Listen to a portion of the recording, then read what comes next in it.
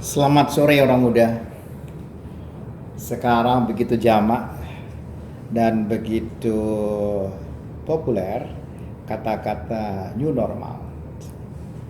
Bahasa Indonesia yang benar menurut ahli bahasa, kenormalan baru. Kenormalan baru per definisi itu adalah melakukan sesuatu yang biasa-biasa saja, yang seperti kita lakukan sebelumnya, tetapi dengan ketentuan yang baru. Itu mungkin definisi yang paling sederhana menurut saya. Tetapi apa sih sebenarnya isinya? Pada beberapa waktu yang lalu, tahun lalu, atau mungkin 2-3 tahun yang lalu, kita juga dipopulerkan dengan kata digital economy, digital society, knowledge economic, dan seterusnya. Kemudian kita juga ditunjukkan, didemonstrasikan bagaimana perusahaan-perusahaan raksasa dekakon seperti Google, Facebook memorak-porandakan gaya perkantoran kuno ke gaya perkantoran baru yang kemudian sekarang kita kenal sebagai co-working space. Maka bekerja di tempat-tempat mereka itu seperti layaknya kita bekerja di rumah, selayaknya kita bekerja di kafe. Orang tidak lagi berkerumun dan dibatasi oleh dinding-dinding yang tinggi. Orang sekarang bisa terbuka, berkerumun dengan jumlah yang terbatas. Interaksi dilakukan melalui digital, melalui Internet of Things. Dan semua data-data itu dikumpulkan sedemikian rupa, ditarik kembali, di-retrieve kembali dengan segala macam peralatan yang tersedia, yang kemudian kita sebut dengan big data. Dengan demikian, kita kemudian tiba-tiba saat itu sudah berhadapan dengan generasi yang mempertontonkan kehidupan kenormalan baru. Sebenarnya itu adalah kenormalan baru. Apa yang kita praktekkan hari ini di rumah, belajar di rumah, sekolah dari rumah, berkantor dari rumah, bekerja juga dari rumah, kecuali mereka yang memang harus bekerja secara fisik di pabrik-pabrik yang mengerjakan hal-hal yang sifatnya esensial. Tetapi ke depan, tugas-tugas itu mungkin akan diambil oleh robotik, oleh robot, sehingga terjadilah proses perebutan jam kerja antara robot dan manusia. Karena itu, kenormalan baru janganlah kita hadapi dengan sebuah kerancuan atau kegelisahan gitu. Tetapi sesungguhnya dia sesuatu yang dalam sehari-hari kehidupan kita yang normal itu sudah mulai ada dan sudah ada. Dan ketika kita semua diminta untuk berdiam diri di rumah, itu juga menunjukkan kita sudah masuk di kenormalan baru. Jadi apa sih sebenarnya yang akan kita lakukan ketika kita keluar di rumah? Keluar dari rumah.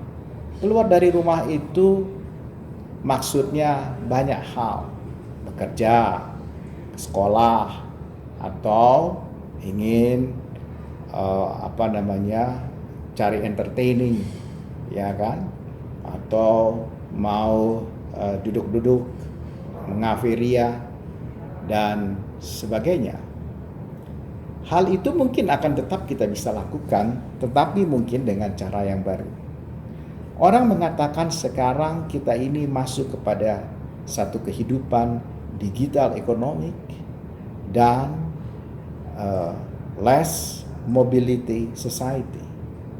Jadi saya ingin menambahkan juga less physical connectivity. Jadi kita sekarang bergerak sebagai satu masyarakat, tetapi dengan cara-cara yang baru. Dan cara-cara ini sangat amat dimungkinkan karena teknologi. Sekarang orang telah dengan mudah memesan makanan, memesan minuman kesukaannya, itu cukup dari gadgetnya, dari mobile phone-nya.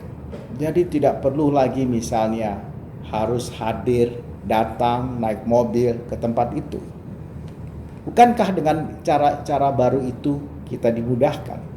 Bukankah dengan cara-cara baru itu kemudian ada hal yang kita bisa hemat? Kita tidak perlu lagi mengeluarkan bensin, ya, membayar bensin maksud saya. Tidak perlu. Memang sebagai gantinya tentu kita akan membayar bagaimana sinyal kita tetap hidup, bagaimana listrik di rumah, dan seterusnya. Memang ada yang di trade off-kan. Jadi di sini kita berkurang, di tempat lain kita bertambah. Tetapi kualitas dari kehidupan sama sekali tidak berkurang seharusnya menurut saya. Jadi kesehatan kita tetap akan terjaga, kita harus lebih banyak berolahraga, kita lebih banyak bercengkrama dengan keluarga, dan kita masih bisa berhubungan dengan dunia luar. Nah, bagaimana caranya nanti ke depan? Menurut saya akan terjadi, ya, kalau orang mau ke restoran, mungkin dia harus melakukan appointment, perjanjian. Jadi, kalau kita kenal ada dokter-dokter yang terkenal, dokter-dokter yang mahal dan populer. Kalau mau bertemu dengan beliau itu, kita mesti dengan appointment. Appointmentnya pun penuh. Nah, yang ke depan, hal yang itu akan terjadi pada restoran-restoran, akan terjadi pada butik-butik, akan terjadi pada toko-toko. Jadi kita masuk di toko itu, kita sudah tahu apa yang akan kita beli, atau kita sudah disiapkan, tinggal kita ambil, atau kita mungkin tidak perlu bergerak sama sekali. Ya, kita tinggal menunggu antrian kapan yang kita inginkan itu sampai. Karena itu sekarang kita juga sudah melakukan pembelian-pembelian itu. Tapi kalau kita juga kurang puas dan inginnya datang dan kemudian melihat barang-barang itu, mematut-matutkan warna-warna itu dengan kita cocok atau tidak, maka kita perlu ke sana. Tapi kita perlu ke sana saya kira harus dengan appointment. Mungkin nanti harus ada QR code. Dengan QR code kita kemudian ditempelkan demikian, oh ya ini orang yang bersangkutan yang sudah dengan perjanjian. Dan kita diberikan waktu berapa lama di dalam tempat itu. Akibatnya apa?